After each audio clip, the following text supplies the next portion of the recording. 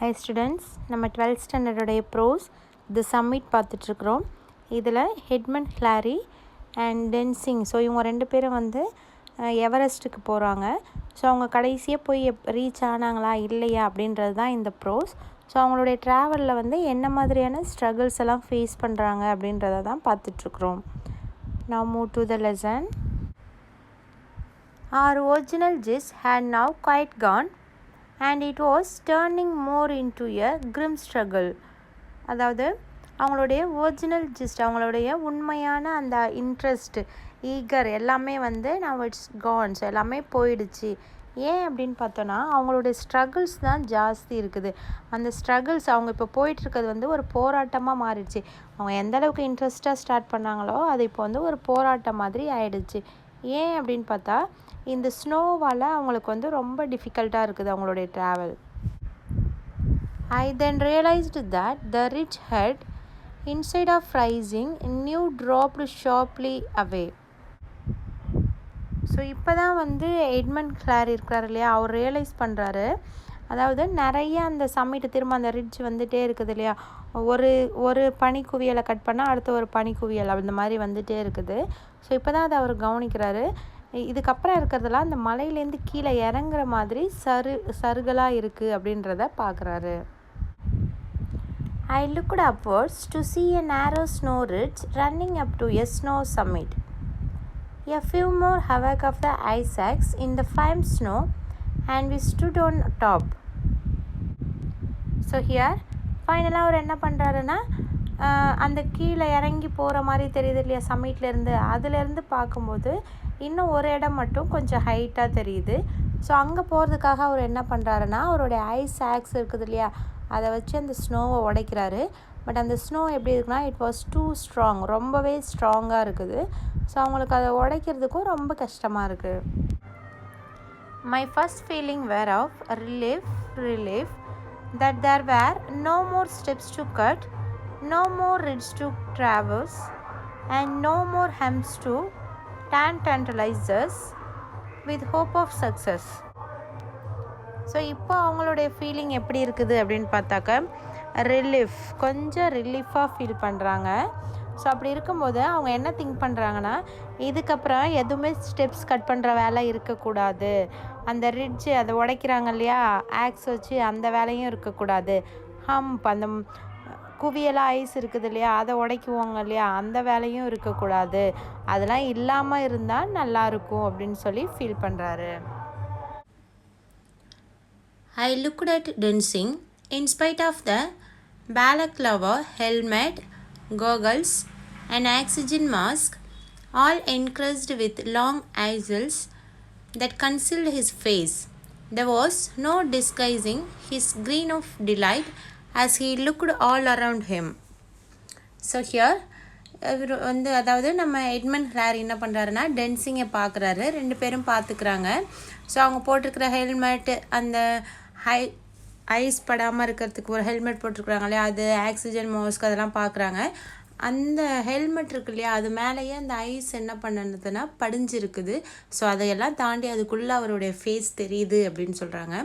அதில் வந்து அவருடைய பிளட்டு வந்து உறைஞ்சி போகிற அளவுக்கு பனியாக இருக்குது அப்படின்னு சொல்கிறாங்க.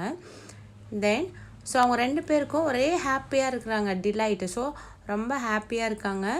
அவங்கள சுற்றி அரவுண்ட் ஹிம், ஸோ அவங்கள சுற்றி இருக்கிறதெல்லாம் பார்த்து சந்தோஷப்படுறாங்க.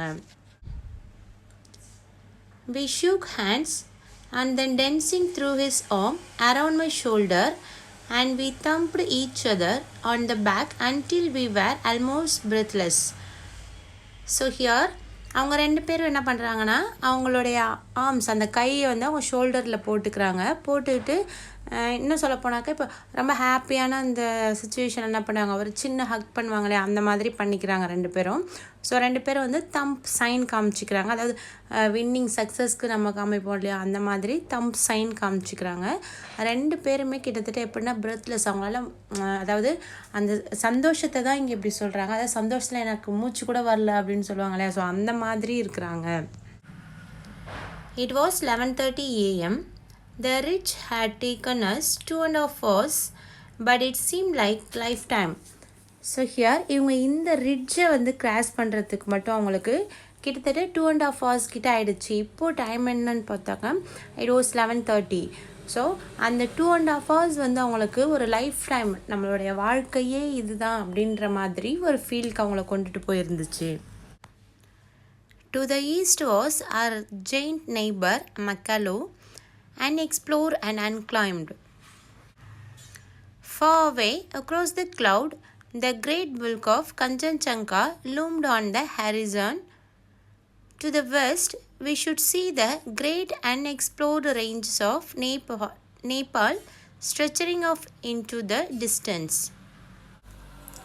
Here, அவங்க இருக்கிறாங்க இல்லையா, அந்த ரிட்ஜுக்கு ஈஸ்ட் சைடில் பார்த்தாக்க மெக்காலு அப்படின்ற ஒரு மவுண்டெயின் இருக்குது அப்படின்னு சொல்கிறாங்க.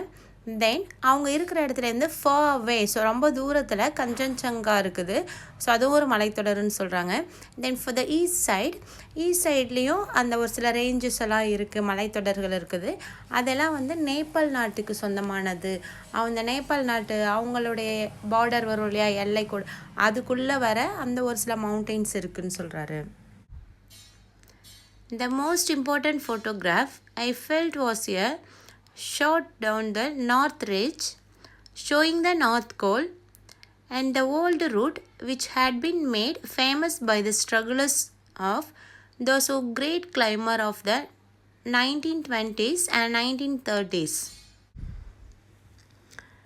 ஸோ இவர் எடுத்த அந்த ஃபோட்டோவிலே வந்து ரொம்ப முக்கியமான ஃபோட்டோஸ் எது அப்படின்னு பார்த்தா, இந்த நார்த் ரிட்ஜு அதையும் அந்த நார்த் கோல் இருக்கு இல்லையா, அதை எடுத்தது தான் அவர் இது வரைக்கும் எடுத்ததுலே ரொம்ப இம்பார்ட்டண்ட்டான ஃபோட்டோகிராஃப் அப்படின்னு சொல்லி திங்க் பண்ணுறாரு. At the same time so இவங்களுக்கு முன்னாடி 1920s 1930ஸ்லலாம் ஸோ இந்த மலை ஏறி இருப்பாங்க இல்லையா, அந்த கிளைமர்ஸ், அவங்க விட்டு போன அந்த ஓல்டு ரூட், ஸோ அவங்களும் இந்த ஐஸ் ஆக்ஸ் வச்சு உடச்சிருப்பாங்க. ஸோ அந்த வழியே இல்லாத ஒரு சில ஏரியா பக்கம்லாம் என்ன பண்ணுவாங்க, வழியை அவங்களே க்ரியேட் பண்ணியிருப்பாங்க இல்லையா. So that also one of the important thing. ஸோ அதுவும் அவங்க எடுத்த அந்த ஃபோட்டோகிராஃபில் இருக்குது. ஸோ இதுவுமே அவருக்கு வந்து ரொம்பவே ஒரு famous, at the same time ரொம்பவே ஒரு முக்கியமான ஃபோட்டோகிராஃபாக ஃபீல் பண்ணுறாரு.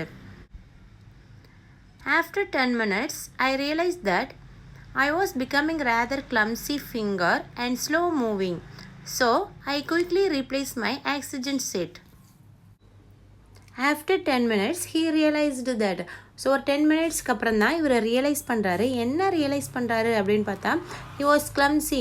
அவருடைய ஃபிங்கர்ஸ்லாம் வந்து ரொம்ப ஸ்லோவாக மூவ் ஆகுது. அவர் வந்து அவருடைய நிலையில், அதாவது நம்ம கொஞ்சம் மயக்கமாக வர மாதிரி இருக்குதுன்னு சொல்லுவோம் இல்லையா, ஸோ அந்த மாதிரி கொஞ்சம் கிளம்ஸியாக ஃபீல் பண்ணுறாரு. ஸோ அவருடைய மூவிங்ஸ் எல்லாமே ஸ்லோவாகிடுச்சு. ஏன் அப்படின்னு பார்த்தோன்னா, ஸோ அவர் வச்சுருந்த அந்த ஆக்சிஜன் செட் இருக்கு இல்லையா, அதில் இருக்கிற அந்த ஆக்சிஜன் ஃபுல்லாகவே எம்டி ஆகிடுச்சு, தீர்ந்து போயிடுச்சு.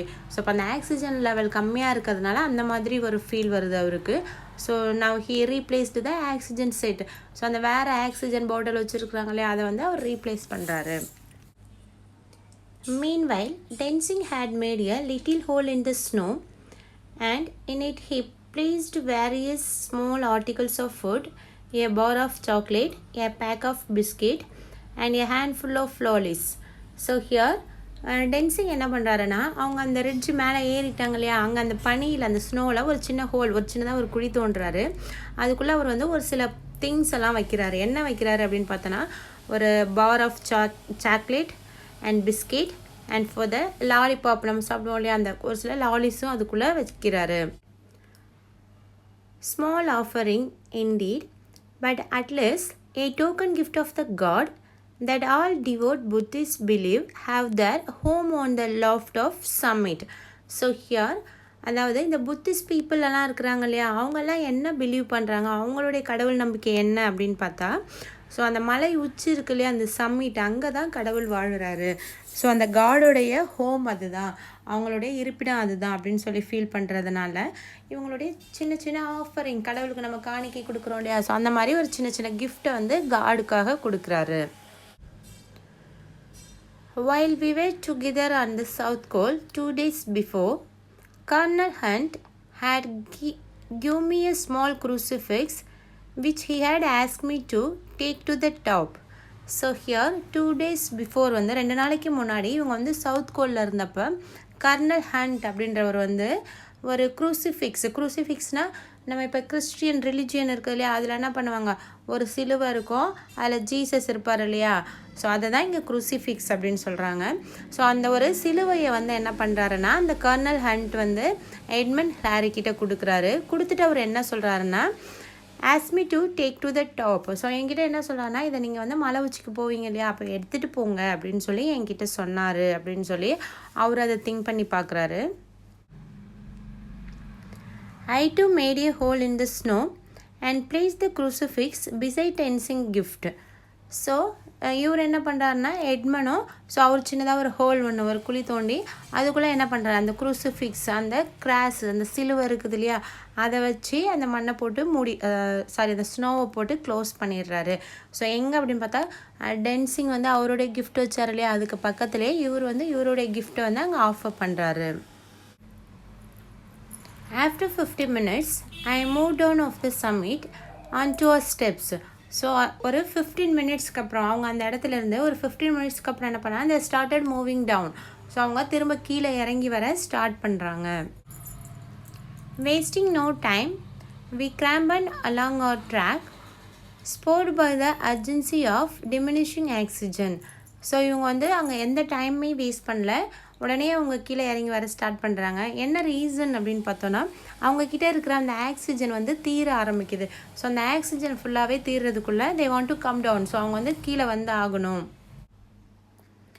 We scrambled courteously over the rock traverns, moved one at a time over shaky snow section, and finally clambered up our steps and back onto the south peak. So here இவங்க ரொம்பவே கேர்ஃபுல்லாக என்ன பண்ணுறாங்க, move ஆகுறாங்க, கீழே இறங்க start பண்ணுறாங்க. ஏன் அவங்க ரொம்ப கேர்ஃபுல்லாக இருக்கிறாங்க அப்படின்னு பார்த்தா, அந்த ஸ்னோ வந்து ரொம்ப ஷேக்கியாக இருக்குது, அதாவது ரொம்ப சாஃப்டாக இருக்குது. அந்த சாஃப்டாக இருக்கிறதுனால அந்த ஸ்னோ வந்து ஒன்று வழுக்கி விட்டுரும், இல்லைனா உடஞ்சி போயிடும். அப்படின்றதுனால ரொம்ப கேர்ஃபுல்லாக மூவ் ஆகுறாங்க. ஸோ இப்போ வந்து அட் அ டைமில் 2 பேர் மூவ் ஆகலை. ஒருத்தவங்க மூவ் ஆகும்போது ஒருத்தவங்க என்ன பண்ணுறாங்க, அந்த கயிறு போட்டு பிடிச்சிக்கிட்டு அந்த மாதிரிலாம் இருக்கிறாங்க. ஸோ 1 by 1 தான் அவங்க மூவ் பண்ணுறாங்க.